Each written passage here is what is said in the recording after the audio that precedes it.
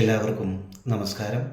മാന്യപ്രേക്ഷകർക്ക് ശ്രീമുരുക ജ്യോതിഷാലയത്തിൻ്റെ മറ്റൊരു പുതിയ എപ്പിസോഡിലേക്ക് ഒരിക്കൽ കൂടി ഹാർദവമായ സ്വാഗതം.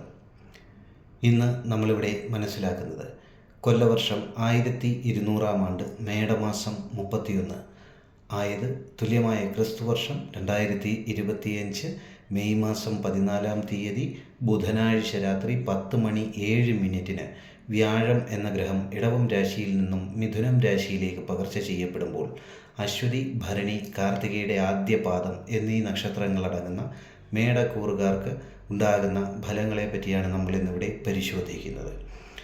ഇപ്പോൾ വ്യാഴം ഇഷ്ടഭാവത്തിലാണ് മേടക്കൂറുകാരെ സംബന്ധിച്ച്. രണ്ടാമത്തെ രാശിയിലാണ് വ്യാഴത്തിൻ്റെ സ്ഥിതിയുള്ളത്. അതത്ര കണ്ട് ദോഷമുള്ള കാലഘട്ടമല്ല. എന്നാൽ മെയ് മാസം 14 മുതലുള്ള ഒരു വർഷക്കാലം വ്യാഴം മേടക്കൂറുകാർക്ക് മൂന്നാമത്തെ ഭാവമായ മിഥുനം രാശിയിലാണ് വ്യാഴത്തിൻ്റെ സ്ഥിതി ഉണ്ടാകുന്നത്. ഈ കാലം അത്യന്തം ദോഷകരമായ കാലഘട്ടമാണ് മേടക്കൂറുകാരെ സംബന്ധിച്ച് നിങ്ങൾക്ക് വരാനിരിക്കുന്നത്. 3-ലെ വ്യാഴം മുറവിളി കൂട്ടിക്കും എന്നാണ്.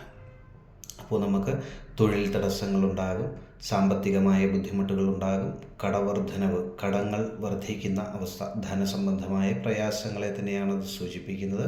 അതിനോടൊപ്പം തന്നെ നമുക്ക് ഏറ്റവും വേണ്ടപ്പെട്ടവർക്കും ഇഷ്ടജനങ്ങൾക്കും ഹാനിയും മറ്റാപത്തുകളും സംഭവിക്കുന്നതിനും അതിൽ നിന്നുള്ള മനപ്രയാസങ്ങൾ അനുഭവപ്പെടുന്നതിനും സാധ്യത ഏറി നിൽക്കുന്ന ഒരു കാലഘട്ടമാണ്.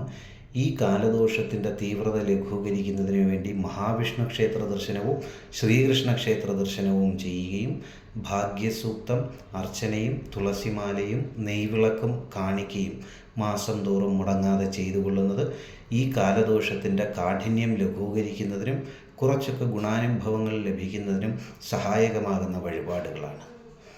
എല്ലാവർക്കും ഒരിക്കൽ കൂടി നല്ലൊരു ദിവസം ആശംസിച്ചുകൊണ്ട് നിർത്തുന്നു. നന്ദി, നമസ്കാരം.